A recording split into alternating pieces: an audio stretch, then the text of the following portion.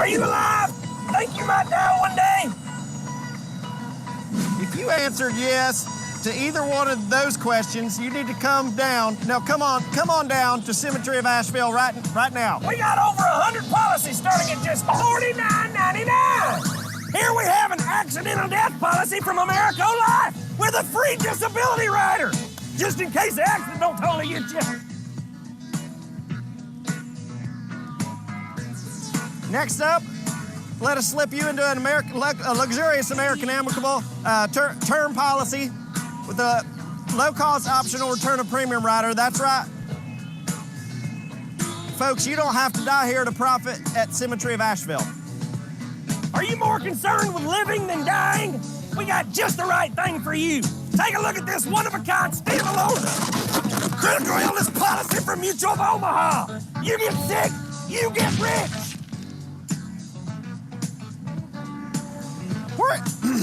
Worried about being old and broke? Come on down and give this Equity Index Universal Life policy a test drive starting at an unbelievable $99.99. Good credit, bad credit, no credit at all. Who gives a shit about credit? We're talking about life insurance here. Come on down to Symmetry of Asheville today. Now.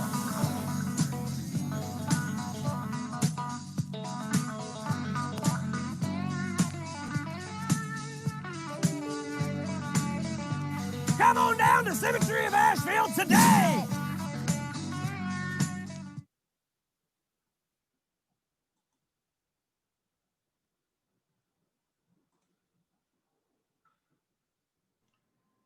Lord. Oh, classic, Brandon. That was a classic. What's your favorite part of that old commercial? I like when you pop the balloon. I like when you get real nervous talking to Heather. Yeah. Your voice cracks. Yeah, it's good. Oh, that was fantastic. That was a fun one. That was a fun one. Also, who all was in there? You had Jernigan in there. You had Amy Fine kept cracking up. She couldn't hold a serious look to her. That was good stuff. Well, we got on store today. In store, we have, you guys go ahead and, at least Shawn, why don't you go ahead and open up, man. Tell everybody, give them a little highlight of what's to come. Hey everybody, Shawn Shannon here, direct to Symmetry and Laramie and Griffin in the Whalen hierarchy. I'm excited, I'm fired up. We are going to talk about something that I think often gets talked about, but sometimes glazed over, and that is the value of pretty much living outside of your comfort zone. So I have some awesome guests on to kind of share some of their experiences and ways they stay out of the comfort zone. So I'm fired up. It's going to be pretty cool. I love it, man. You know what Danny Young says about your comfort zone, don't you? The only thing that grows there is your pillow, something like that. Yeah, something like that. That's close. That was really good. That was close enough. The only thing that belongs in your comfort zone is your pillow. There you go. That's what he would tell you. Well, cool, man. We'll get right back to you. We got a lot of good stuff to hit before then. So y'all hang tight. Let me see if I can share my screen once again. Boom, boom. Look at there. Getting pretty good at this. Only been doing it almost a year. We're getting pretty good. We got week and monthly numbers here, Casey. First riders of the week. I tell you, if you come in the week of Thanksgiving and you go out and you write your first several applications, then kudos to you because you've got a bright future ahead of you. I've been, Casey, listening to the Matthew McConaughey book because, you know, you can read it or you can listen to it. And it sounds a lot better with him actually telling the stories. And he has a good saying, like one of his life lessons is that's one in a row. You can't get on a roll until you at least get one in a row. So congratulations to all of you that got your one. Now go get on a roll. Top riders for the month, brand new first-time riders, I should say. Look at Carrie Lynn, Raphael, and Robert Casey. Well done, Robert Casey. $18,438 for the month of November. Well done, my friend. Top riders for the week, Nick and Patty, always on the board. Omer Diaz, always on the board, as is Lee Jedlicka, $22,175. Not too shabby. For the month, Nick and Patty again, Shawn and Lee Jed. Number one for the month, 70 grand in premium. Casey, did you ever write $70,000? Not by myself, not like Lee. Not like Lee, the machine. I think, yeah, man, that's a big, that was the month, right? And he's at what, 20 some odd thousand for the week? Yep. Unbelievable, man. Numbers. Unbelievable. For the week, Robert Skinner took it with 16 apps. For the month, look at all those folks at 45. Ruth Slingo don't mess around though. Ruth Slingo with 50 apps for the month. Well done, Ruth. Medicare sup producers. I don't know if you've noticed, Casey, but these numbers are starting to creep and climb. Douglas Drake, and look at this, Brian Broyles, $9,800 in production just on the Medicare supplement board. Well done. Critical illness as well, starting to creep. Got Nikki, number one for the week and the month. Wrote $8,200 in critical illness premium. Good time to be writing it. Disability, Kimberly. I'm going to say Fellshifter. One of those is right. I guarantee it. Almost guarantee it. Karen and Lee Jed. Who was number one for the month? Lee Jed on the disability board with 6,200. Not too bad. IUL producers. You can get a little bit more production out of the IUL policies. Raphael, number one with 22,000. And number one for the month, Robert Casey, $24,212. Well done. Annuity producers for the week. We got some exciting annuity news coming next week. Devin Fleming, number one with $300,000, tied with Douglas McLean, both with $300,000. Oh, wow. Good job. And number one for the month, Griselda Mankin, $3 million in annuities. Casey, you haven't written $3 million in your career in annuities, have you? I have not. $3 million in annuities. Pretty good. Not. Sounds like we got somebody on the host code there. Yep. Who is that on the host code? Whoa, I'll start it over. If you are on the host code, just hit the old mute button. That'll work. Appreciate the commentary though. It's kind of I nice. know. Kind of accidentally started over there. Somebody's like, you could do this much easier. Maybe. There you go. DFL, Gary on a bender, David Osborne, $36,750. Look at George White. 47 grand for the month. Well done, Blanco. Well done. Recruiting numbers, Ashley Tarr on the base shop board at the top, Jacob Pogue at the top on the directs board. New writers. Casey, you want to share some tips on new writers? I'll tell you what, save those tips. Let me get to these leaderboards. Save those because we've got some pretty good tips on how to get first-time writers and long-time writers. Key leaderboard for the week, Steve, Kate, Nick, and Patty. Number one, $22,364. Number one for the month, also Nick and Patty, $83,245. Good job. That's a lot of premium for a key leader. AOs, Samuel Fine, Lee Jed, Jeremy Whitaker with 53 grand for the week. Number one for the month, also Jeremy Whitaker, $156,000. Base shops, Chris Cook. Who's your pick for base shop of the month? Chris Cook, $238,000 into base. Well done. Agency directors, George and Janet Matthews, Melissa Weigel, Larry and Ann with $96,000. Number one for the month, also $456,000 on the board. Blowing folks out of the water. Rad and Beyond, Lynn Watkins, Edward Pritchett, Marshall Whalen, $754,000. I think we got the same order. Marshall Whalen, well done, Team Whalen, $3.3 million for the month of November. Good job. Finally, our directs board, Kevin Purdy at the top with $220,000. Same order, $937,000 for the month. Well done, KP. All right, Casey, here's where it hits the road. We got some folks in town visiting us. I don't know if you know this, but we're going out to the farm tomorrow, and we're going to get some Ciron writing in. You aware of that? I am looking forward to it. I am too, man. It's gonna be a lot of fun. Awesome. William Van Vleck with a fantastic name. All you need is $26.48 more for the month to qualify to get this Huron, but you got to stave off John Paul Vetter and Dave Lappin as well. Easy Eddie Pritchett's in the game, 27,000. Number one though, Nick and Patty, they got their eye on a Huron. Hope you get it.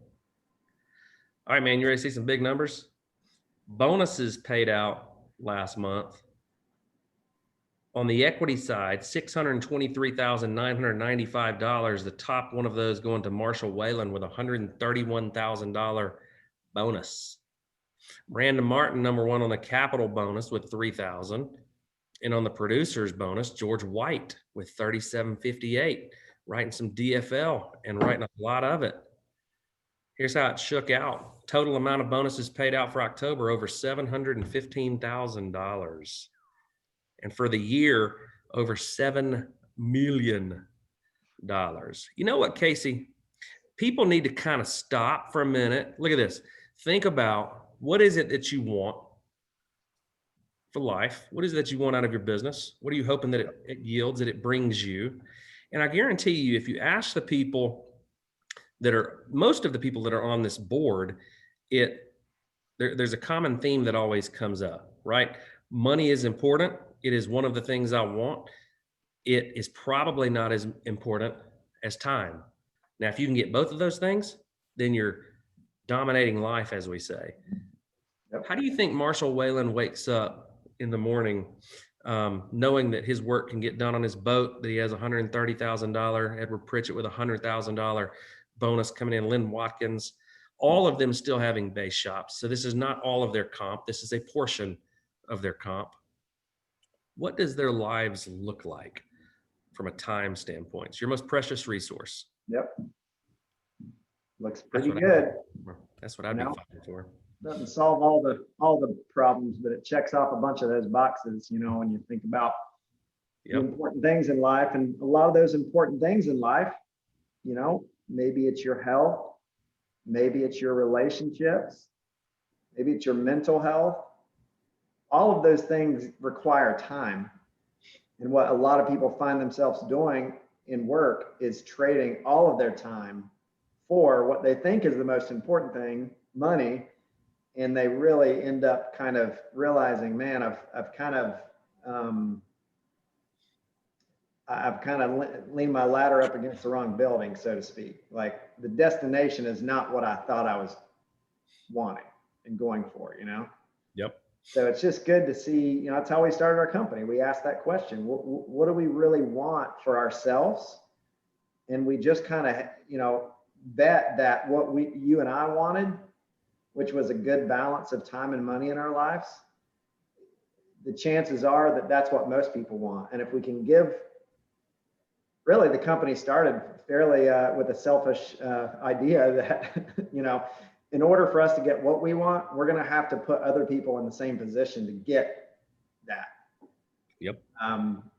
And there's a whole lot of them getting it now. It's just so awesome to see how many people are getting that through the system. It's yeah, it's awesome.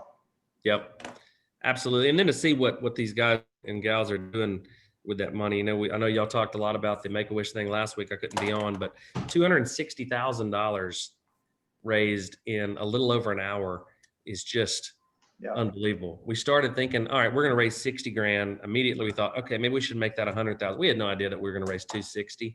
And to see everybody that was kind of on that list earlier, this list, and how they showed up to support was pretty rewarding for us, and obviously extremely rewarding for the Make-A-Wish Foundation, and extremely rewarding for each of you that played a part in that. So one of our most proud moments for sure. We got a webinar tomorrow. Can you believe it's December, by the way? What the heck? Where's the year gone? I know. We got a sales training webinar by Mr. Todd Spivey, Deanna Evans from Lafayette Life. We've got a Todd Talk on Friday at 1:00 with Mr. Mike Pappas, accounting tips for 1099 agents. Yep, we all need those probably. And we got our Monday sales training call. I got a DFL virtual boot camp coming up as well. 90-day directs blitz in the game right now. A lot of people are we're seeing, as we saw, a lot of records being broken in October, seeing weekly. I imagine we're going to see more weekly records being broken coming up this month, as well as we did in November. So keep hammering it. Mm-hmm. Mr. Pritchett, let me bring you on, buddy. Yes, sir. How's it looking first off down there in Dorado? I got a text from Casey last night saying, thinking about jumping down to Dorado. You and Meredith want to come down? I was like, man, I really want to get down there. Are you sitting in your new house? Is this your finished product?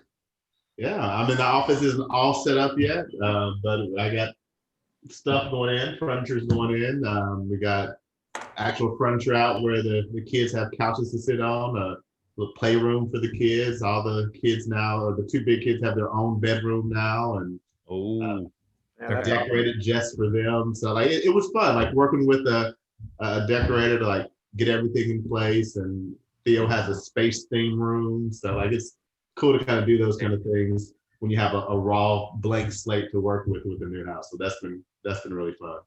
Yeah. You've been down to the beach much? You enjoying kind of being able to just walk down and soak up the beauty? It's better to take the golf cart down. Probably a little further. You can't walk or run. It's a little bit of a walk, but yeah, I mean we even with the restrictions for Puerto Rico right now, we're able to get out and go play on the beach. Theo's doing surf lessons right now, which Casey, nice. You'd be proud. He's ripping it out there. Little video clips of him. He's a natural. Yeah, he's a little grommer out there, just that's awesome. Catching waves. And like when it's over, he's just like, can I go back and keep practicing by myself? Like he just wants to get awesome. So it's been great. That's very cool. Well, awesome. Eddie, no stranger to making an impact. I love seeing this one and having you on just to discuss what you got going on, what brought this about. Give us a little bit of background, and what can we do to support you? Yeah, well, I shared this. I didn't want to share this too soon because now I'm 100% with what Symmetry does as far as the impact that we make with Make-A-Wish Foundation. But once that was in the books with the record that we set there, I shared the information with Whit. I don't know if she passed that information on. And this is something that has been on my heart for a while. It's something I started. We started around 2015 on the 10th anniversary of my mom's death. And many of you who may have heard me speak about like why I do insurance, a lot of it has to do with my mom passing away in 2005, the summer that I graduated from college. And I saw the impact that the 2 life insurance policies that she had, unbeknownst to my dad, what it did for our family. And little did I know that a few years later, in 2008, I would be an insurance agent, and then meet with Casey in 2010 and find a company that actually wanted to do what the insurance agent did for our family when he came and delivered that death benefit and said, we can't bring Edith back, but we can make sure that kids can stay in college, you guys can stay in your house. And so that really led to me being in this industry. And now all that this industry has done for my family beyond just that moment, like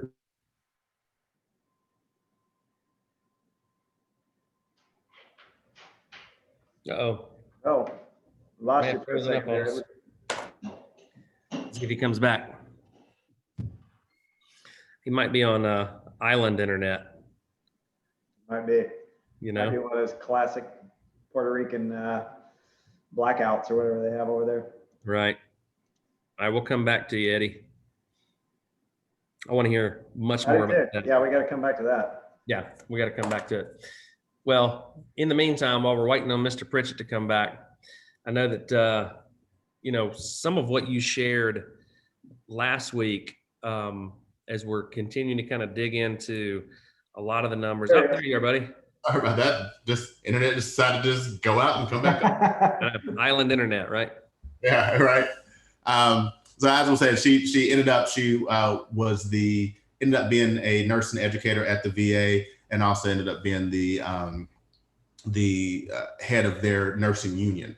And during her time here on earth. She did a lot for nursing education, and she did a lot with kids both locally and around the world. She worked with orphanages in Haiti through our church and also in the greater Asheville area. So we started this foundation back in 2015. We got word of an orphanage actually in Uganda that was running into some financial trouble. Their primary sponsor had kind of left them high and dry.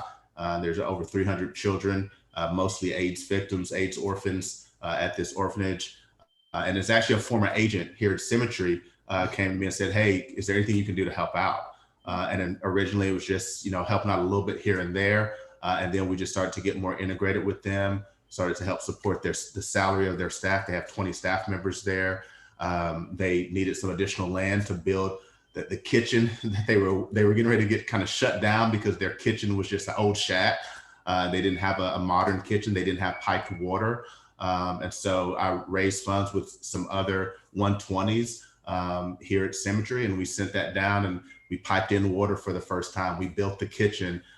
They got an additional 3 acres of land that we purchased for the property so that they could expand the kids' play area and build a new dormitory. And so one of the things that we're working on this year for the foundation, which we just got our 501(c) certification last year. So we're an official charitable, organization, tax deductible and all that good stuff for those of you who are needing that. But our goal this year is to be able to let the orphanage know that the salary for the 20 staff is covered for the year and that they don't have to worry about where food is coming from. They get around, right now we give around $3,000 a month to the orphanage.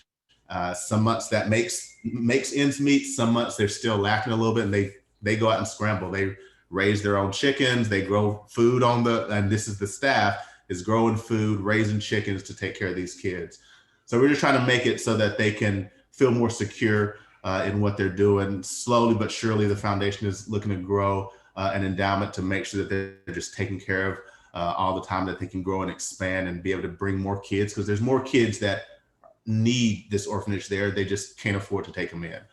So we're going to continue to push towards that. And in addition, on the nursing side, which is another one of those passions of my mother, is we're working with AB Tech to endow a scholarship where hopefully our first nursing scholarships will be given out in the fall of 2021. But our goal is to endow that. And, for every 50,000 or so in the endowment, we're able to do one full scholarship. So someone who wants to be a nurse, and we all now know how much we need nurses. We need nurses around. So for people here locally that want to do that, they don't have to worry about being able to finance it. They can go and be a nurse and not graduate from nursing school with student loan debt. They can actually graduate having it been paid for.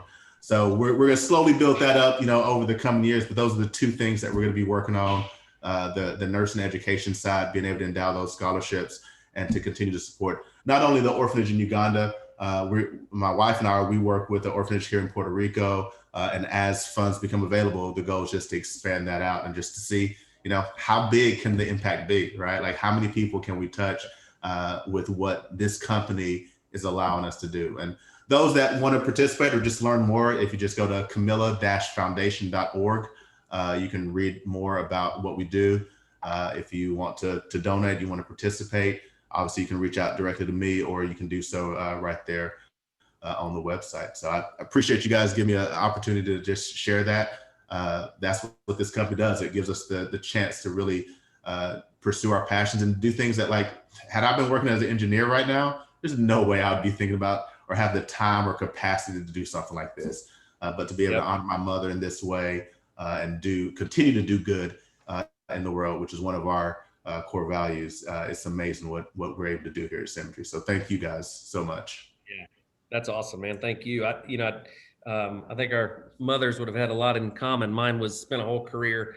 Flo spent a whole career in nursing, was in nursing education. I've got sisters in nursing. So that one's, I think both of these are extremely special. Casey and I will definitely get involved and help you raise some money there. We'll start with ourselves, but I love it. Man. It's pretty awesome. What I also love about this, Edward, is just the ripple effect of impact.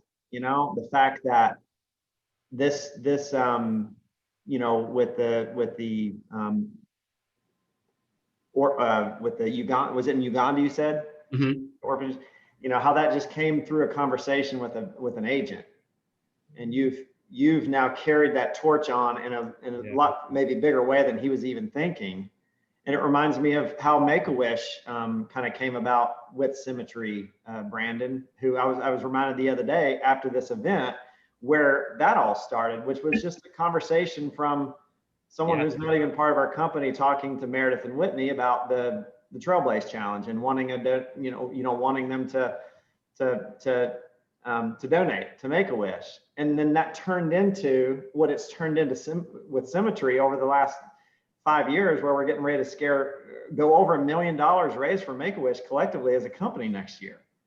Yeah. And that started with someone maybe putting in $100 and then talking to someone else about them putting in, and how the ripple effect actually happens with impact. I just think is, you know, sometimes people think, well, I only got $20, or I don't have a large network of people to talk to, or whatever. You just never know where it actually is going to end up. Yeah.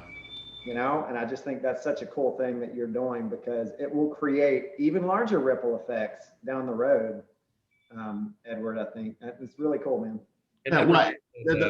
The last thing to your point, Casey, I think what you guys instilled even at an early point when I started with Symmetry 10 years ago was, you know, there were these little things that we would do, you know, right? Like on a trip, you know, we go out and give a little bit here, or a small fundraiser. Like I can remember some of the small fundraisers that we did way back in the day. And back then, like I didn't have a lot of money to spare, right? But just getting myself in the habit of, let me put in that $10, $15, $20, right? And that just, it starts to fill that energy well, whether you know, karma or whatever you believe in, like that you start filling that energy well up.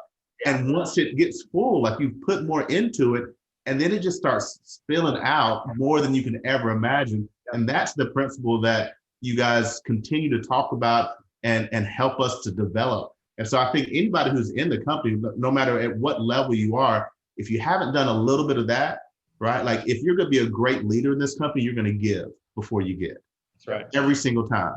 And this helps us to practice that principle in another aspect of our lives. And if we do that, and you do it often, and you do it with that gratitude in your heart, it pours back into your life in huge ways.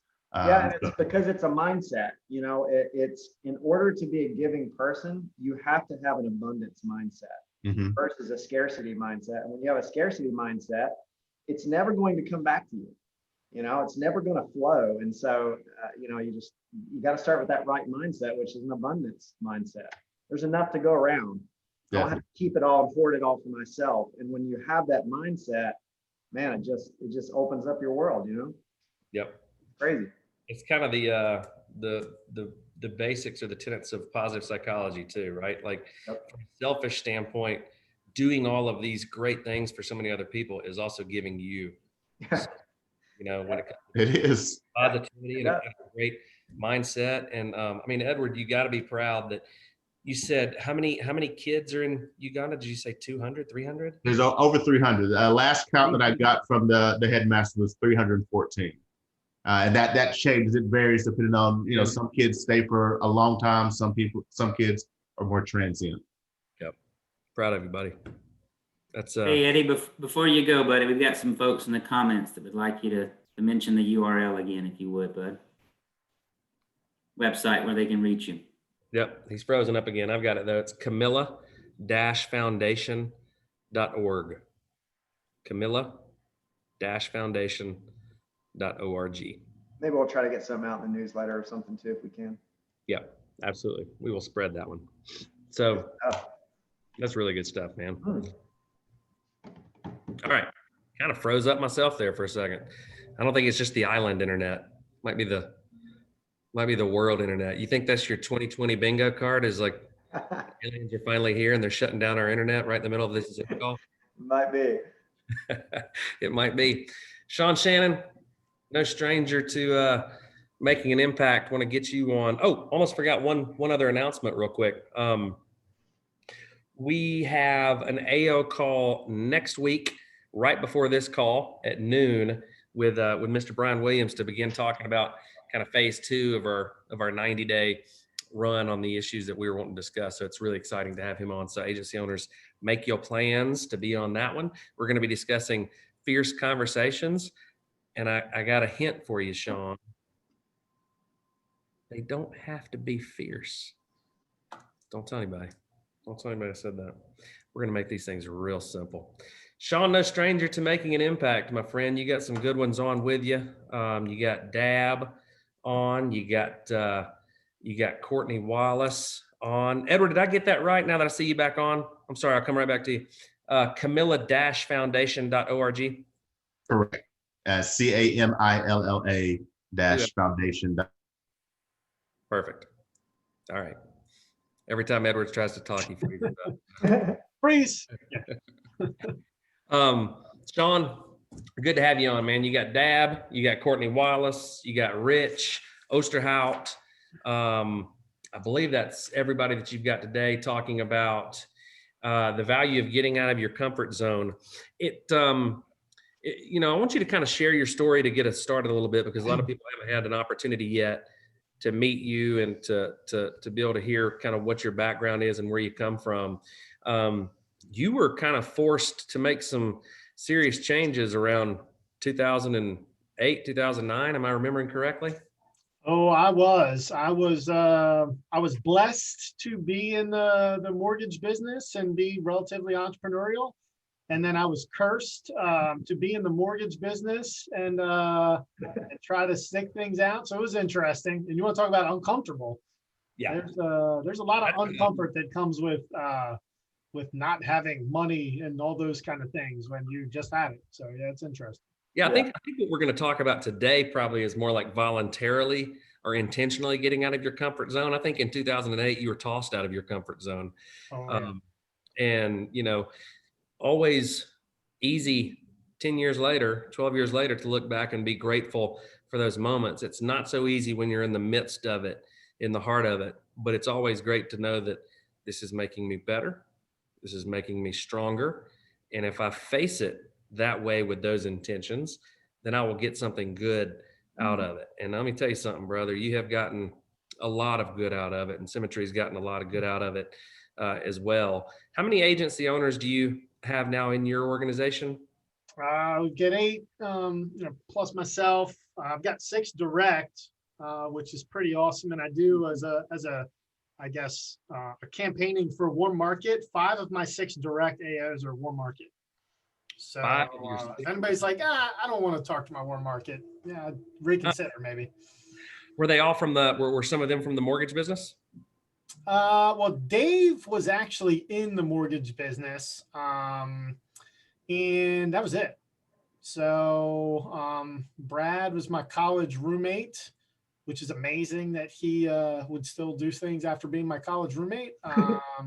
Tracy Pfeiffer was from middle school.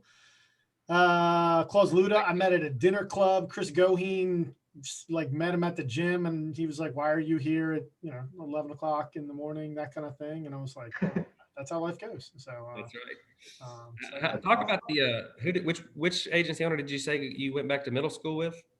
Tracy Pfeiffer and I were in middle school together. Yeah. And did you guys stay in touch, or was there like some kind of reaching back out and say, "Hey, I remember you from middle school"? Were you guys buddies the whole time? We were. By nature, I guess I'm a connector, so I kind of cast a pretty big net. But he owned a bar/restaurant that's, I don't know, 5 miles from my house, so it was easy to frequent that and see him from time to time. And we'd periodically play golf or do something like that kind of through the years. So we weren't best of buddies, but just a good guy that I wanted to have kind of some connection with. So, well, we got the holidays coming up, and these aren't going to be typical holidays like we had for Thanksgiving, but I do think it's a time when people will still be getting together, at least virtually, or at least be thinking about old acquaintances, right, and friends of yesteryear. What advice would you give to people that are listening in that are thinking from hearing your story, like, I know some people from middle school, or I know a buddy that owns a bar. I know somebody that was in the mortgage business.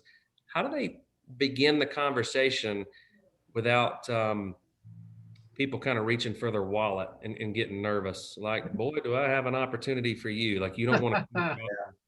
Is that? They only, Yeah. So here's what I would say is that take some time and be intentional, like carve up, times of your life. So think, elementary school, think middle school, think high school, think the sports that you played, the clubs that you were in, and funnel in people, and do it as if you had a magic wand.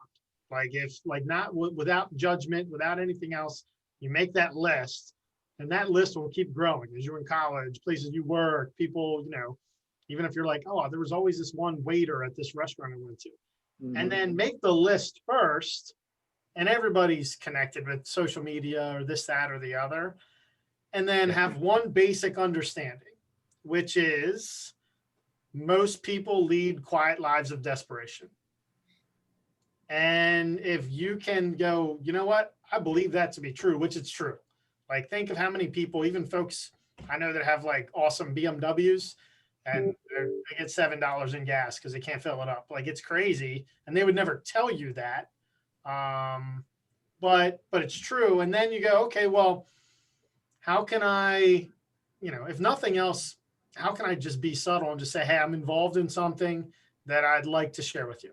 Take a look, or unrecruit them. Hey, I remember you being super awesome, and I'm sure you're a liquid millionaire making moves in the world today, but I'd love to work with somebody like you, but probably not you because you're good. Who do you know that's like you that may be looking? Yeah. And something as subtle and as simple as, that in a DM on Facebook or something, you'd be surprised where they're like, I am looking and I am not a liquid millionaire and I'm dying. Please help me. Yeah. And they'll I say need it in code $7. words, but they'll say I need $7 for gas if you don't mind. Yeah.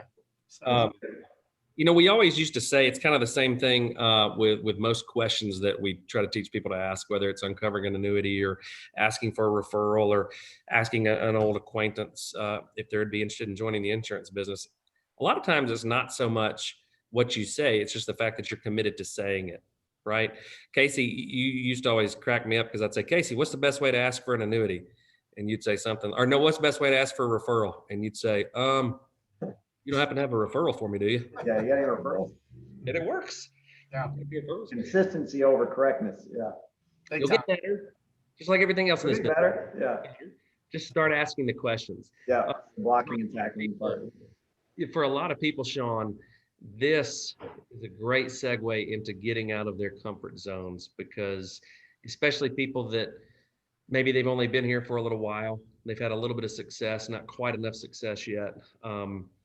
Bringing in their warm market, bringing in their friends and family, it's a tough thing to ask, right? So I think where it starts is what you just said, understanding what most people want, what most people are lacking, and where most people are in their lives. They're either wanting more money, or they're wanting more time, or they're wanting a combination of both. And there's so much that you can just teach someone by saying, here's what is available to you. A lot of people don't even know that it is available, right? But it's just getting out of your comfort zone, asking the questions consistently. And I think the other thing it starts with, and then I'll turn it over to you, is your level of belief. Yeah. You had that early, Shawn, that you knew exactly what Casey was saying a second ago, that you're an abundance-minded guy, right? You're not, some people won't recruit because they're worried that they're going to recruit somebody in and they're going to have less leads to work. Mm-hmm. As crazy as that sounds. So it starts with having an abundance mentality. But it also starts with your level of belief. And when you know you have something that can change lives and has changed your life, you really can't sit still. You can't help but want to share that with people. So I'm glad you brought that up. That may not be where you're going with this call, but I think it was a great first piece of advice for people coming up over the holidays. Just if you want to start building an agency, which I think everybody does, this is a great place to start. 5 out of your 6 agency owners were from warm market. And not only has that changed your life, but you've changed a whole heck of a lot of people's lives. You made a major impact on a lot of people because you weren't selfish. You shared it. So yeah. I appreciate you guys a tremendous amount. I mean, obviously without having you guys, and because gratitude is such a huge part of success. I don't think I know any people that are successful and aren't grateful in general, but just what the trails that you blazed by going through when there was nothing there, it's so impactful for all of us, because like you think like that's ultimate out of your comfort zone, right? Mm-hmm. Going through and just being in a place of like, I have to actually create this whole thing for somebody else. And I still have to survive and feed the family and do all this other stuff. So what it does is it incrementally, I think it makes it easier for each person as you go down, because it's social proof of like, okay, well, they did it, so I can do it, right? If no one ever did it, like if no one had sold a policy and you had thousands of people on the line and not one of us had done it yet, that'd be really weird, kind of call, but recruiters, I can tell you that. So, and that's innovation comes just with more people and somebody saying, hey, if they can do it, I can do it too. And that's how it was for me, because like I was in an abysmal place in life. I mean, if you look at it like, mentality wise, monetarily, relationally, spiritually, like if you look at everything in a scale of 1 to 100, I was like below 0 everywhere. And it was tough because I felt like I was better than that. So that's where, in a sense, it was almost easy to be uncomfortable for me, because I was like, you know what? How much worse could this actually get? Like, I'm already embarrassed and I'm already this and I'm already whatever. And I was like, hey, I might have like the pathway to success again, because it was so catastrophic and ridiculous. And I was like, if they say this, like what in God's name is the worst that could happen if I just say whatever they say? Yeah. Like, it was crazy. It's such a good point. The pain of kind of sitting still or having no direction. People, we're talking about getting out of your comfort zone. Getting out of your comfort zone is actually a lot of times the most comfortable thing that you can do, because there's this feeling and there's this energy and this positivity that I'm at least moving forward. I'm working towards something that I believe in, that is going to bring me positivity. Versus what you just said earlier, most people are kind of living in that quiet desperation, a lot of times thinking to themselves, I should be happier than I am. I have what I've been told that I'm supposed to have that is going to make me happy. I've got money, I've got kids, I've got a wife, I've got all these things, but it wasn't working for you. You had the things, but they weren't, because of where your mindset was and because of some things that you were going through, they weren't fulfilling you the way that change began to fulfill you, and I think there's a lot of comfort in that. There's a lot of comfort in discomfort, oddly enough. Yeah. At this point in time, to be totally, I guess, kind of frank with everybody, I'm completely uncomfortable with being comfortable. Like, and that's where it's like, and my personality lends to having flexibility and having all these other things. And so for some people that's almost chaotic, but it's one of those things where if I'm not kind of creating and doing something that's new and growing and learning and doing, then I'm almost like, what's happening here? Like, I don't feel comfortable with this. Like, am I losing? Am I missing out? Am I behind at this point? And, and I do things like meditate and stuff like that, so I don't have a heart attack, but it's one of those things where it's weird. Like so many folks are addicted to their comfort zone. Mm-hmm. And it's like, if you can get addicted to being uncomfortable, you'll grow exponentially, and you'll get better, because it's like just self-awareness, just being like, wow, that was terrible, but it's interesting. How do I learn from there? How do I grow from there? So I think that's great advice, buddy. Really good stuff, man. All right, we're going to shut up. I'm going to turn it over to you. Awesome. I'll fill my screen, but extremely grateful, Shawn, that you're here with us and not just on the call, but here with us. Appreciate it, brother. Appreciate you guys too. Appreciate, Marshall and Larry and Ann for kind of blazing the trail for me as well. So Shawn Shannon, I am now, what am I? Executive Vice President here at Symmetry, Direct to Symmetry, and Larry and Ann Griffin. So a couple questions I'll throw out, and then I'm going to transition over to my esteemed guest. First question I have for everybody is this, is why are you here? Are you here to be ordinary? Or are you here to be extraordinary? Because maybe you feel like you're destined for something bigger, better, bolder, and you just kind of want more. And so if the answer is ordinary, Well, that's okay. It doesn't really lead to a life of liberation, but good news is you can just kind of hang out and just kind of roll with it. If the answer is extraordinary, good and bad news. Good news is you can absolutely do it. There's so much social proof here that you can take this vehicle and translate that into a life of success and liberation. Bad news is that you have to absolutely be uncomfortable to do it. And I just want to stress that. Living outside of your comfort zone is the only way to liberation. And as much as that's not awesome, it is awesome because that's the way that you can change your life dynamically. And everything, that you have that you're uncomfortable with, most times you want to run and towards that as opposed to away. So there's a lot of things. We talk a lot of times about being comfortable, being uncomfortable. When you get here in this business, there's so much that you're going to have to level up in terms of that uncomfortability. A lot of it is money and investing into leads. It's not a cost, it's an investment. And really it's just kind of a holding place for your money until you call the client and then you set an appointment and then you make a sale and then you get paid. And then you don't have to hold your money there anymore. You're actually leveraging the carrier's money to build your business. But it's activity, it's time, it's going through getting a license. Most of the uncomfortable stuff you're going to have to deal with is self-awareness, mindset, your paradigms, your limiting beliefs.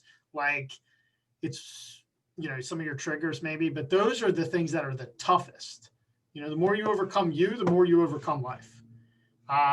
So like I said, when I first came here, things were just ridiculously bad and not awesome for me, for a lot of different reasons. And some, a lot of you guys have shared with, but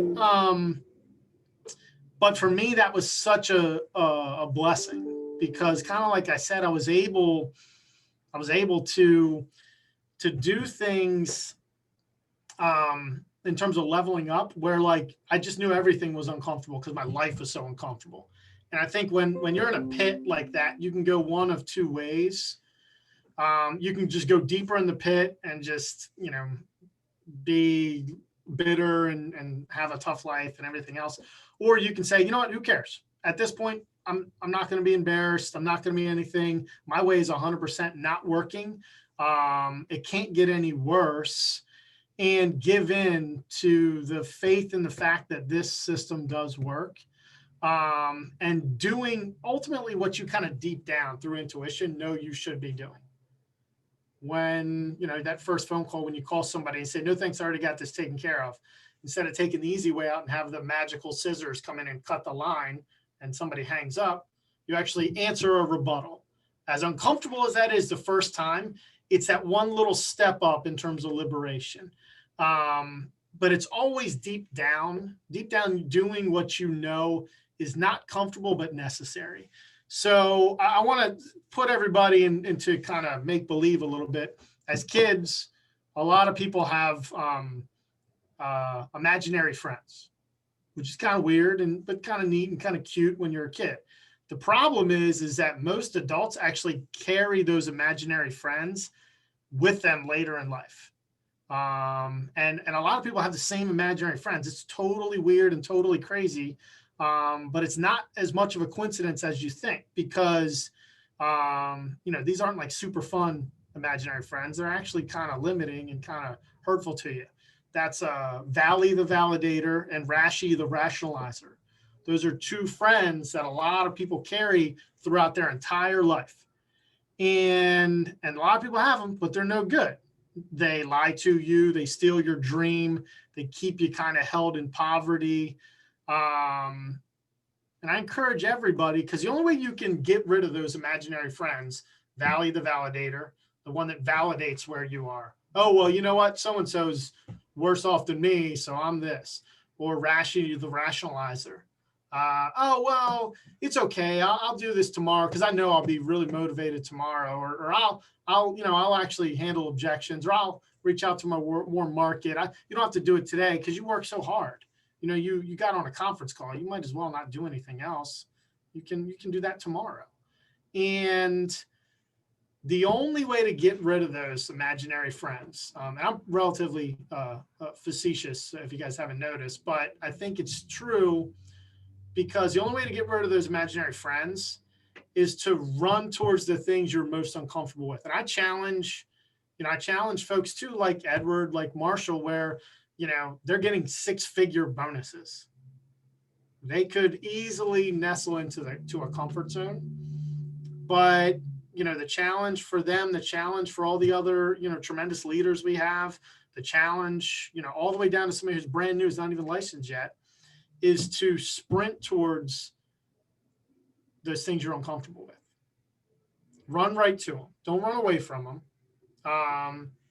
Because that's the only way to change your life. And you'll know what it is. Deep down, you do know what it is in terms of facing those uncomfortable things. And if you're not sure, the great thing is if you have an upline, you can say, hey, I'm not comfortable with this. What do I do? And your upline, if they're good, which most of them are amazing, are going to say, you know what, you do that. You do that thing. Because as Brandon and Casey are both talking about, if you're like, I'm not comfortable with asking for referrals, do it until the activity is neutral. Don't try to do it perfect. There's no such thing as perfection.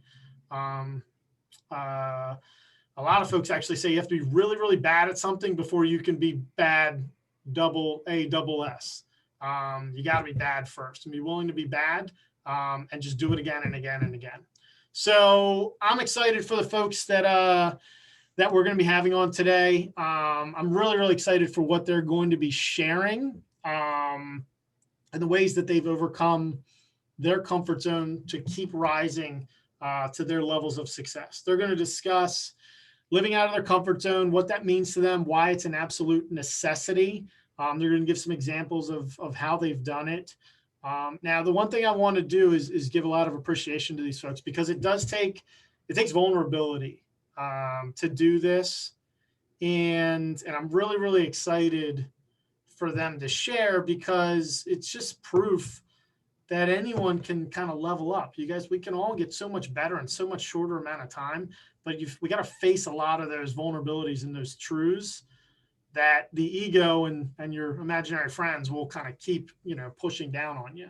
So without further ado, the first person I'd like to bring up is a super, super disciplined person, like with one of the highest work ethics I've ever seen. Hit agency owner at the age of 23. When she came here, she was full-time student, became at the same time my full-time admin, transitioned over to, still full-time student, full-time admin, became full-time agent, which had 3, in effect, full-time jobs. Crushed it, broke through so many of those excuses that a lot of people have. At the same time, wakes up every day, 3:30 in the morning, goes, works out, does all kinds of stuff that's so many people, myself included, are enviable that she does this. But first person I'd like to bring up is agency owner, Courtney Wallace. Can you hear me okay? I hear you loud and clear. Well, awesome. Well, thank you so much for saying all those kind and sweet words. I really, really appreciate it. Awesome. Well, if you can just kind of tell everybody who you are, where you're from, and then take it away. Just kind of talk a little bit about, about getting out of the comfort zone. Yep. So my name is Courtney Wallace. I'm direct to agency director Chris Goheen in the Shannon Griffin hierarchy. And thank you again for having me on, Shawn, and thank you, Brandon and Casey and just Symmetry for this awesome opportunity. When we talk about comfort zone, there's a lot of things that come to mind for me, specifically the fact that me even doing this is very uncomfortable. So I'm really speaking from experience. But I think to live, a life outside of your comfort zone, it kind of means that you're living a life full of purpose. And really what I mean by that is when we oftentimes think of purpose, we think of it as something that like we have to find. But purpose is, if you think about it, what if it's something that we already have? And when you think purpose is something that is, it's not temporary and it can't be taken away. It's your essence. And you can go through life letting other people tell you what you're good at, or, you can have the choice every morning to wake up and choose to be a better version of yourself and start the day with intentionality. To step outside of your comfort zone, I would say, it's a choice to grow. And, growth requires the willingness to unlearn. So to kind of get out of all those bad habits that we have. And you've got to be willing to feel uncomfortable or awkward or, face that rejection, the failure, all that stuff. And what I mean by that is you've got to be willing to do that because, the most important relationship that you have in life is the relationship that, you have with yourself. And that's really the most important relationship that you're ever going to need to work on. And in order to work on that relationship, you need to understand that it doesn't matter how many times, that you fall down, rather it's how many times you get back up when you fall down. And if you look at life through the lens of it gives you two options, right? So you can either commit to constant growth and understand the feeling of the discomfort throughout the journey and just really just strive for that to become a master of your own destiny, or you can just hand over the keys and let life happen to you and just, be by default, let somebody kind of tell you what you're good at, tell you what you're going to do, and just show up and not even kind of know why you're there. One of those paths is going to lead you to success. And then the other one is just going to be a constant battle of struggle and pain. And, when we think of pain, we want to think pain is temporary, loss is temporary, but, giving up is forever. So when you don't even give yourself the ability to step outside of your comfort zone, you're choosing to give up. And the only way that you can stay where you are today is, if you choose to begin without the end in mind. You always have to really be thinking ahead. So I hope I answered your question, but living a life in your outside of your comfort zone is just a life filled with purpose. Yeah, that's great. That's great. Can you give everybody a couple of examples of ways you've, over the course of the last, I guess, 2 years, that you've kind of leveled up with doing things that you weren't, quite comfortable with, and maybe, just kind of so that they're kind of relevant for everybody else too. Yep. Okay. So I'll start by telling you the projector story, so Shawn had mentioned earlier that I'd started out here as his admin full-time, and then I was going to school full-time. And before I had even gotten my license, I was, in the office, probably 40 hours a week. And as his assistant, one of my, jobs or roles was to make sure that all the corporate overviews that we used to do in person, they were all organized. And I remember this day, it was a Monday afternoon. It was about 2-3 o'clock. I'll never forget it. I was talking to the hotel event coordinator, and we were going over the contract, and Shawn had heard that I was on the phone with her, and he texted me and said that we need a projector. So I'm on the phone and I tell her that we need a projector, and she tells me that it's $250 for the projector. And so then I get up and, I walk over to Shawn's office and I put my hand over the speaker and, I'm like, it's $250. And he looks at me, he goes, great, ask for it for free. And I literally stopped and looked like a deer and headlights and was thinking to myself, what? No. And then I get the lady back on the phone and I'm like, can you hold for just a second, please? And I'll never forget, because I was just telling him how upset I was at him and that I would never be his friend and that I'm probably going to quit if he made me do this. And anyway, long story short, I ended up asking for the projector for free and I got it for free. And that was very uncomfortable for me. And it was a very good experience. I'm glad that he did that because, it made me realize that you don't know unless you ask. And I was worried about somebody telling me no, but I wasn't getting what I wanted if I didn't ask. So, it brought a lot of reality to things. Yeah, and it's an interesting experience, and I do feel for everybody that works super close with me, just because they really have to live outside of their comfort zones, because I paid a lot of attention things people say, because I knew limiting beliefs are the only barrier that we all individually place on our own lives.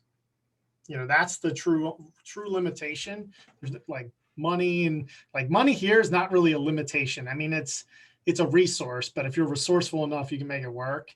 Because I don't have any when I got here. So, you know, that's the thing is that it's, you know, you look at war market, you look at, there's always ways you can do things and create, but it's those limiting beliefs. But I just got to say, you know, kudos to you for leveling up and living that kind of that life outside of your comfort zone, because there's so many other examples again and again. I mean, all the way down to the first time, like going in the home. I remember that being a very contentious, stressful thing for you as well. And maybe share that with everybody, because that's pretty relevant for a lot of folks, especially now. It's probably more Zoom, not going into a house, but maybe share that one too. Oh, yes. Okay. So after I had gotten my insurance license, I was so excited, and I was like, great, I'm going to be just like Shawn, and I'm never going to have to sell an insurance policy, and I'm just going to bring a whole bunch of people in and just recruit. And I was recruiting them into nothing. I didn't, you know, I never even did it myself because I was just so nervous. And I really just, I was literally bringing them into nothing. I couldn't speak from experience. And, you know, I tried the whole method of, hey, well, I'll just listen to what everybody else is telling me what to say, and instead of being vulnerable and speaking from my own experience. And I wasn't relatable. And I'll never forget that moment either. When going into the home, you know, Shawn had a conversation with me about, hey, you know, if you want to build and, you know, you want to get to the next level, you have to speak from experience. You know, you have to try new things. You have to be willing to do something that you're asking somebody else to do. You know, and that's because you have to carve the path for them. And I just remember, you know, I found every excuse in the book. I was like, I'm young, I'm 23 years old. What if somebody kidnaps me? I can't do this. I was like begging him to like, please just go on an appointment with me. Like, I mean, I was so terrified. Like the first house I went to, I sat in the car, I was there an hour early, and I just thought of driving away. And then I remember I got out of the car, walked to the door, and it was in the middle of winter. It was dark. It was 6 o'clock at night. And my heart was racing, my mouth was dry. Everything that I had rehearsed went out of the window. And I just remember knocking, and this like 6'3" large man answers the door.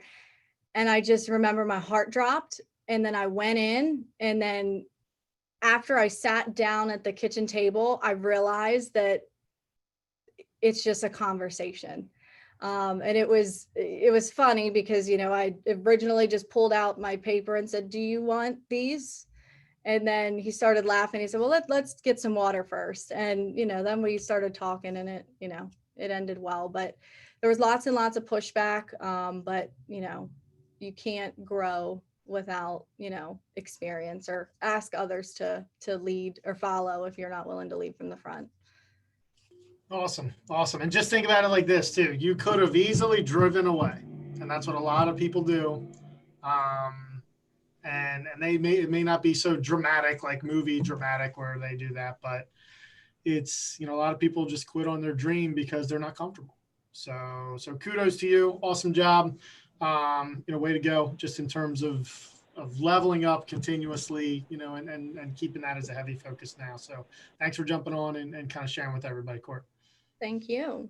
Awesome. All right, cool. So next we have, for everybody, we have an elite producer, agency owner. And when I say elite, let's talk about stardom in terms of production. He's got over $1.5 million in personal production, 1.5 million since he came here. Has been on countless trips with all kinds of different companies, been to Ireland, been to Spain, been to Mexico, been to, you know, Puerto Rico, been on Symmetry trips. I mean, he's, you know, tremendous guy and just, I mean, just student of the system, and somebody too that's led a life, you know, living out of the comfort zone. So this person, I want to bring them on, Mr. Agency owner David Allen Brown. You out there, buddy? Yes, sir. How you doing?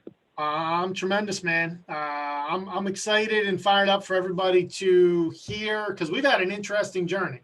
Like we've done a lot of traveling together, lots of fun, had some cocktails here and there, and all kinds of golfing, sports, all kinds of stuff. So I love just hanging with you, being around you, and also too just seeing you grow.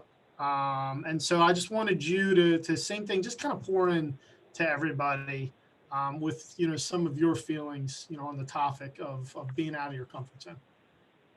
Yeah, thank you, Shawn. And guys, I'm Dave Brown, direct to Shawn, Shannon, and honored to be on the call. It's always, like Courtney said, it's nerve-wracking. This is outside of my comfort zone. This is very nerve-wracking, but I know as Shawn has always placed me in these places, I always get better at it. Like you said, do it till it's neutral, and it's so true.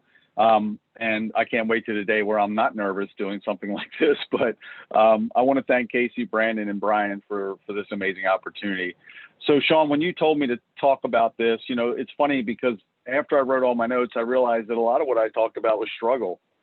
And I hope that you guys can see that what I'm going to talk about is not all about struggle. It's about getting outside of your comfort zone. But I want to share some tools that I use, and I'm still working on these. And guys, with all the accolades that Shawn just said, it's kind of funny that you're going to hear some things that are vulnerable for me that, I still struggle with. And getting outside of your comfort zone is all part of that. And so, as you know, Shawn, I struggle a lot with, my biggest struggle is the feeling of not being there yet, right? I always think about, gosh, I want to get there. And so I always feel like I'm missing out or I'm just falling short. And as you know, Shawn, I struggle with self-doubt, right? Every now and then, negativity, negative self-talk. So these things will plague me when I am not plugging into the system, when I'm not reading, when I'm not doing personal growth and development. And for the new people on this call that don't understand the value of reading and feeding your mind with positivity, this is a roller coaster emotional ride if you are not doing that, because there's so many things that are going to hit us that are negative in this world. And when you're able to read and listen to people that are where you want to be, it helps focus your energy towards the system and the straight line of success. And so every time I fall back on that, I find myself, or when I actually don't read or do these things, I start to let these negativities creep back in and the self-doubt and things like that. So I struggle every now and then with self-confidence, which is really just self-trust. And so I have to be more self-aware. So that's what most successful people do, and happy people. They're self-aware, meaning they know their shortcomings and they strive to be better at them. So one way that I've learned to gain self-confidence is to make and keep making promises to myself. Okay, so not to other people. In other words, when I'm looking for other people to give me admiration or acknowledgement, and I lose control, and those things really never fill you up anyway, right? So it's my own promises to myself that matter. So if I can stack up my promises to myself, it helps me create a habit of growing. As long as I stay aware of these promises and acknowledge that I've completed those small promises, like that I keep for myself. Like, yes, I completed the amount of dolls that I said I was going to make. I made the amount of appointments that I committed to, or I didn't eat that junk food, that day. So these are small wins, and you got to acknowledge those. And this awareness helps put me back in the state of self-confidence again. So one quote that I heard from a while back from Malcolm X is, and I had to hear it a couple of times because it didn't make sense at first: that which you do not hate, you will eventually tolerate. Again, that which you do not hate, you will eventually tolerate. So most of us live this way as being average. It becomes a slow asphyxiation over time, and we become immune and dull to the average we're becoming, right? And that happened to me all the way up until I found Symmetry. Over time, we minimalize where we are. For example, if I felt like I was getting a little bit flabby or, we say, oh, that's okay. I'm still good. Instead, I should say I'm fat, right? And I should tackle that. And so we need to magnify the degree of pain or struggle that we're in. So if you're uncomfortable, magnify it, right? Because that's where you're going to grow. Remember, we get out of life what we accept. So I have to remind myself to feel the pain of struggle and to be a being not where I want to be. Okay. I have to let myself feel that pain and use it as a motivator, right? Not try to avoid it, because that's a lot of people do. You know, I need to leverage that struggle and also leverage the pleasure of the wins that we get, right? To motivate me to take action. So Shawn, you said this, and I've heard this phrase thrown around here at Symmetry a lot, and I'm starting to now understand it. You know, blissfully dissatisfied. You know, it sounds cool, but when you really think about it, you know, one of my struggles is I always say, you know, I'll be happy when, you know, I still do that today. I'll be happy when I have that house, or when I have this much money, or I'm financially free. And we all know that the finish line is always moving, and we'll never really get there.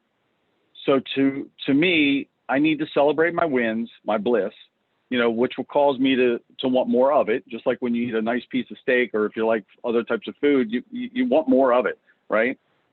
I can't cheat myself from the bliss. It keeps me hungry. I need to focus on, you know, 80% of my time needs to be focused on being grateful, you know, thinking of the things that are great in my life, thinking of the things that are beautiful things that I want to create in my life, you know, but then spend 20% of my time kicking myself in the ass to achieve better, right? To become better so that I can be more successful and not get stagnant in life. So I hope that answers some of the questions you have for me. Yeah, I think if you look at it in terms of you know, just kind of reiterating a point that you said, you know, spending 80% of the time focusing on gratitude, focusing on you know, the kind of the good things you have and the good things you want.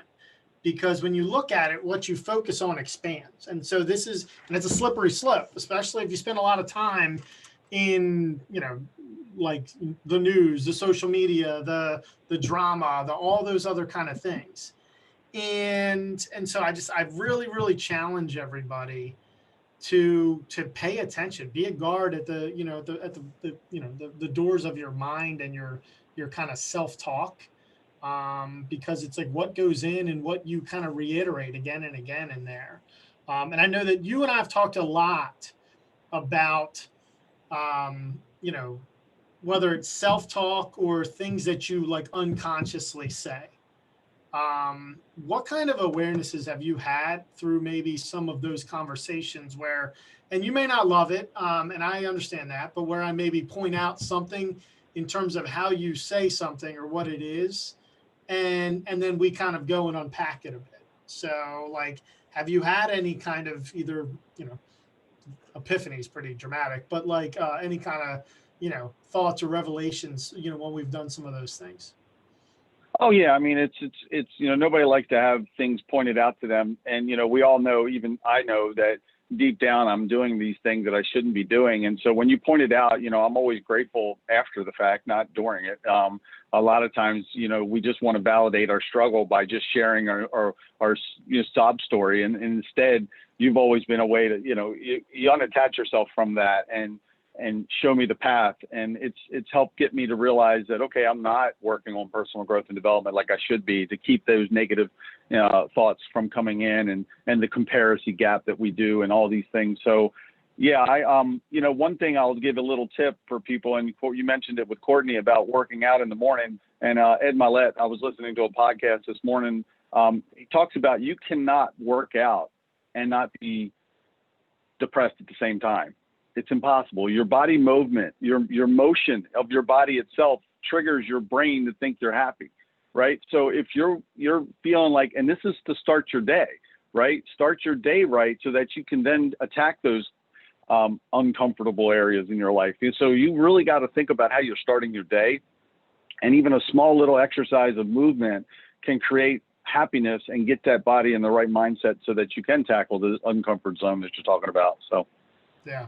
And I just want you to know too, it's not necessarily a comfortable thing for me to go and say, hey, like we have to talk about this, you know, this thing you said or whatever. It's not comfortable. It's just a necessity. You know what I mean? So it's like, it's me being uncomfortable so that I can help to, you know, help you get what you want more than anything else. And that's where, and it takes tact. Like, I don't want everybody just to start critiquing everybody. That's not where I'm going for. It's got to come from a place of ultimately the desire of wanting your people to win.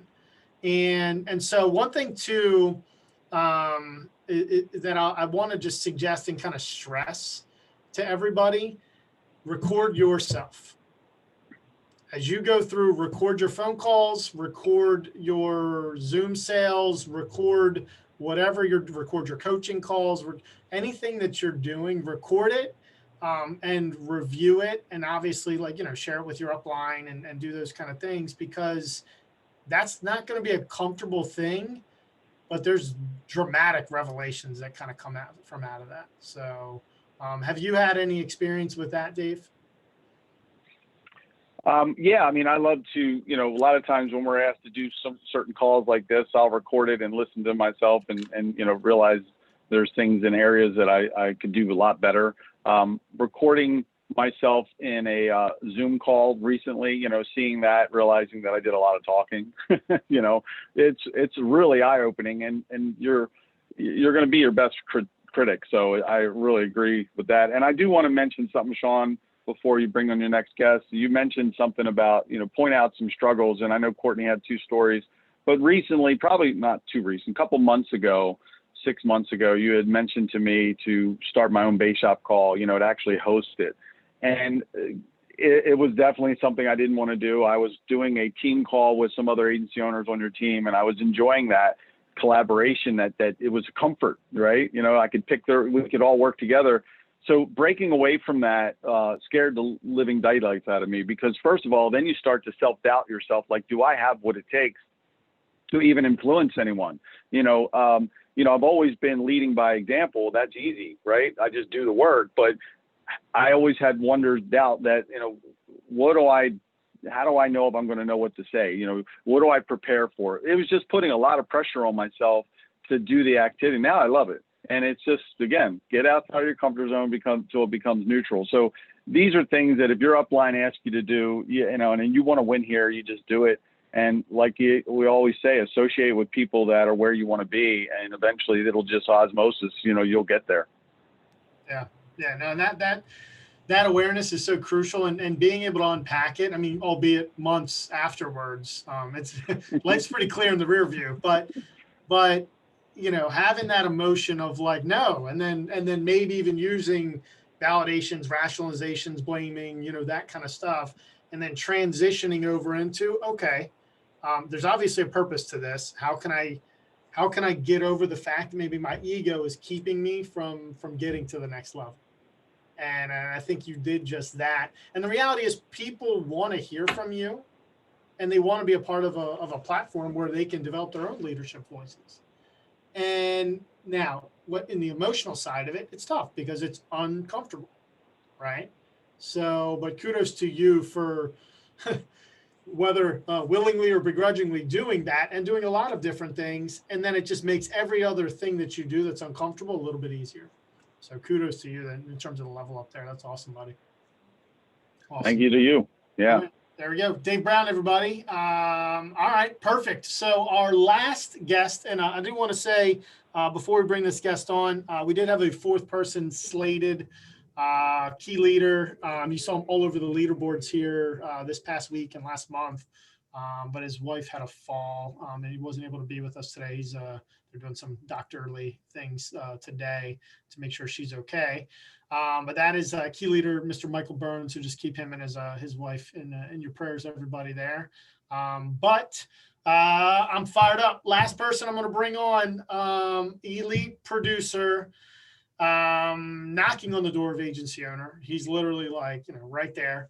And top 10 producer of all of Symmetry this year. I think it changes every day, obviously, but over 370 something thousand, something like that so far in personal production just this year. And all around just awesome guy, super fun to hang with, travel with. This guy's world-class road warrior. But key leader, Mr. Rich Osterhoudt. Rich, you out there, buddy? I am. Can you hear me, Shawn? I hear you, man. I hear you. You're at the office today, right? I am in my little cubicle office that I have. Kind of get away from distractions at home. Gotcha. Kids at home doing school, over video, that kind of stuff. Cool, man. Cool. Yeah, same Same thing for me. I encourage, everybody to have some sort of, solitude in terms of workspace. It might not be comfortable. It wasn't comfortable for me the first time I got office space.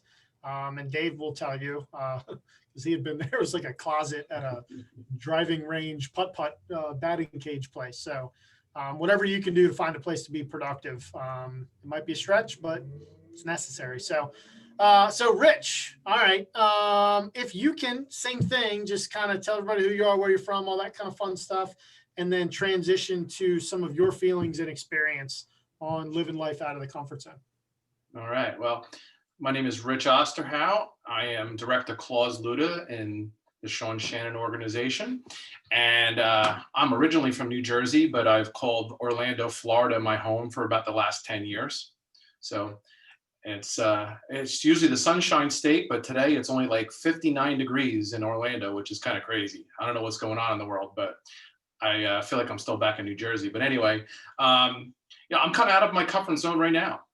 I have a funny story later about that, but I've never been big on public speaking. It's kind of been a little fear of mine, and so a little out of my comfort zone now, but I'll get over it, because obviously, to grow, to create impact in life and business, you need to constantly push your limits.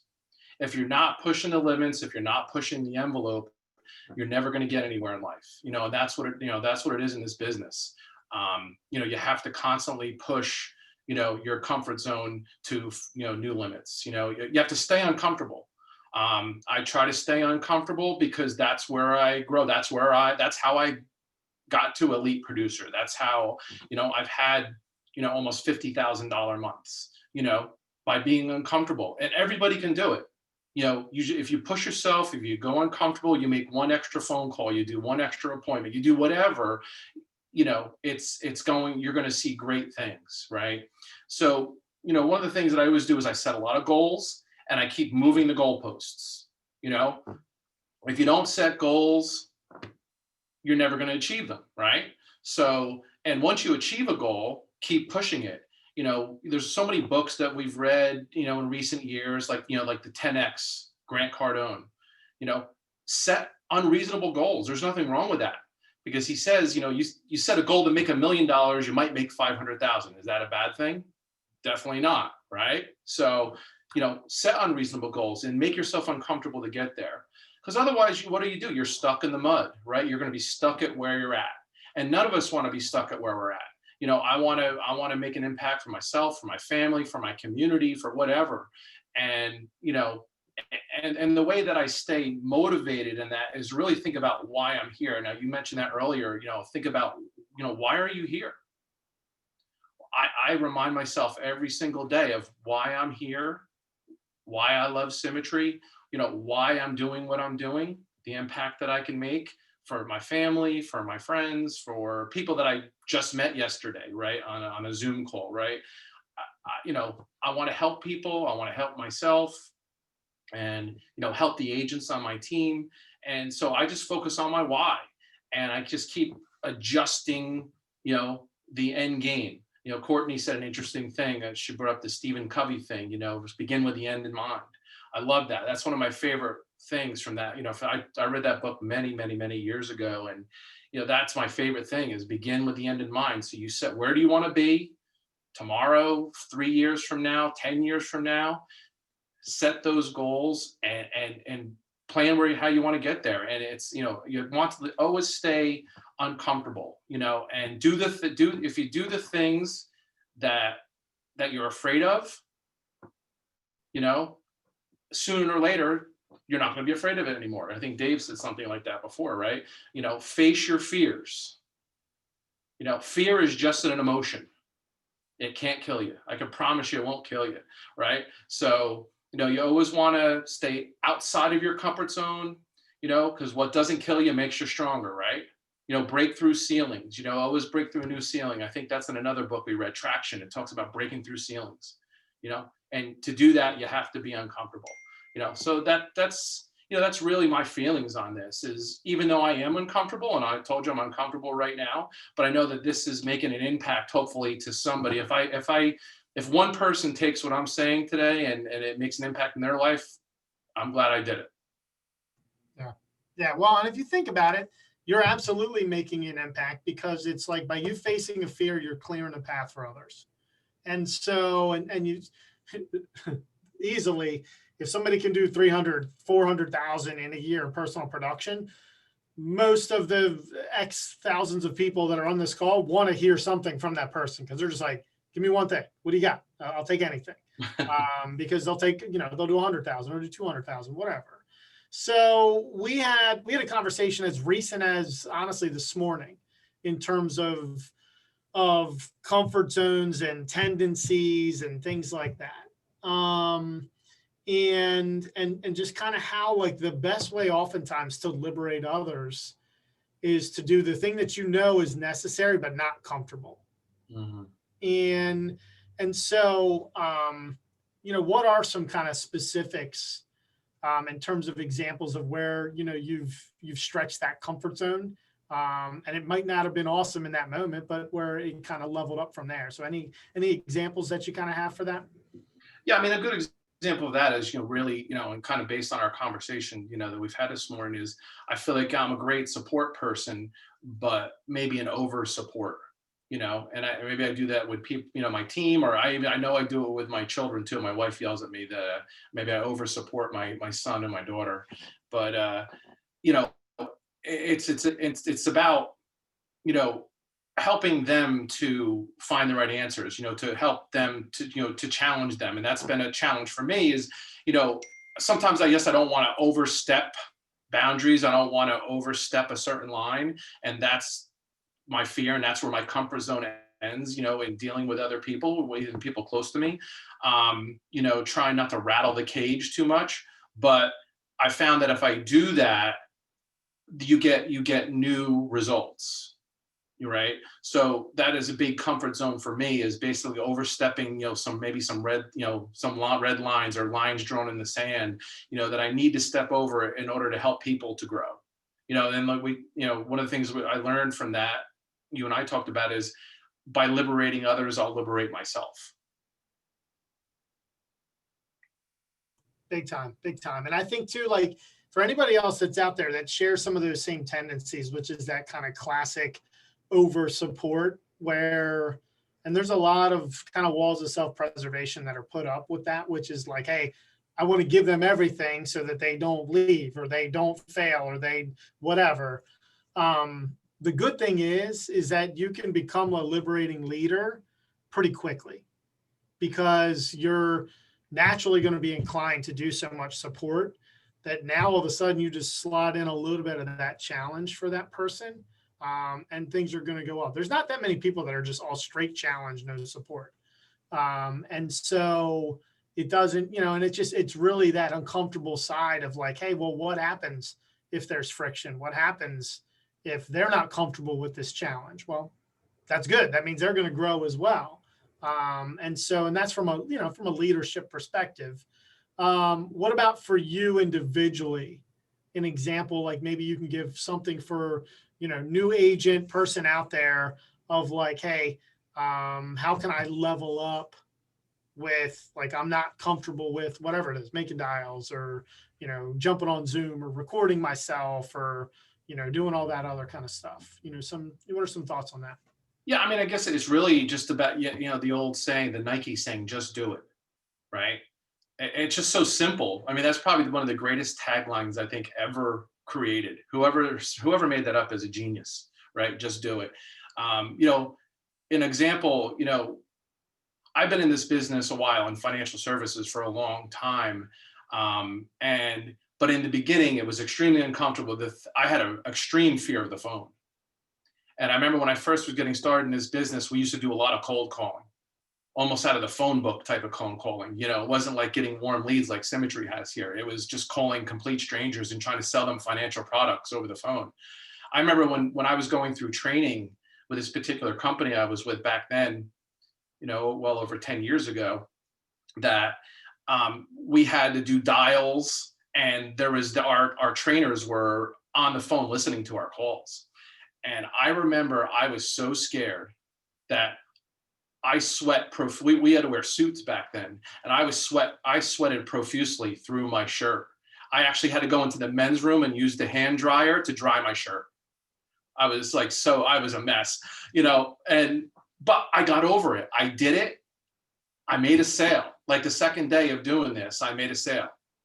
I sold a municipal bond over the phone. Think about that. It's a lot more complicated than selling insurance, believe me. But I did it. And after that, it was all uphill from there. It was all I got better and better. So it just do it. It's not going to kill you. The worst thing that's going to happen is somebody's going to hang up the phone. All right. So what? Move on to the next one. So that's what I said to everybody. Face your fear. Do it 2, 3, 10 times, and you're going to be better, and you're going to feel good. So that just do it. Awesome. Well, and here's the thing too.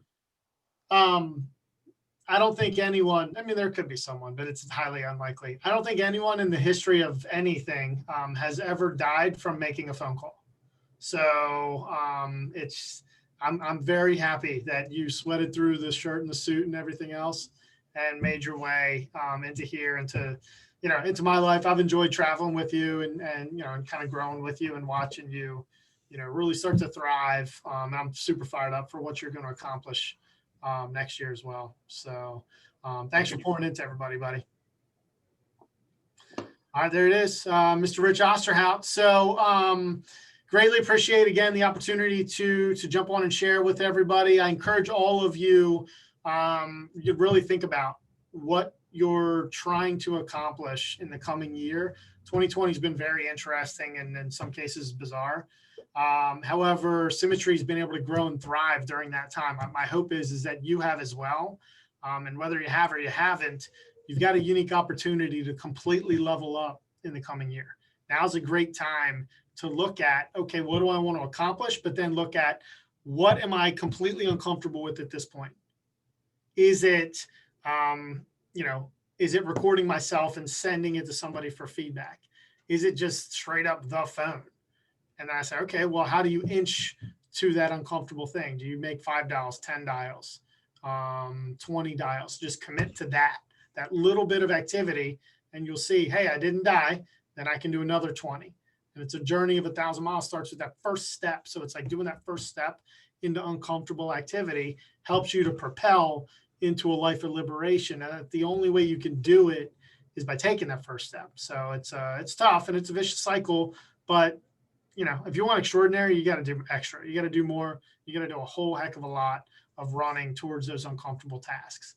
If you look at fight, flight, or freeze, most people freeze. They just don't do anything in the face of any kind of adversity.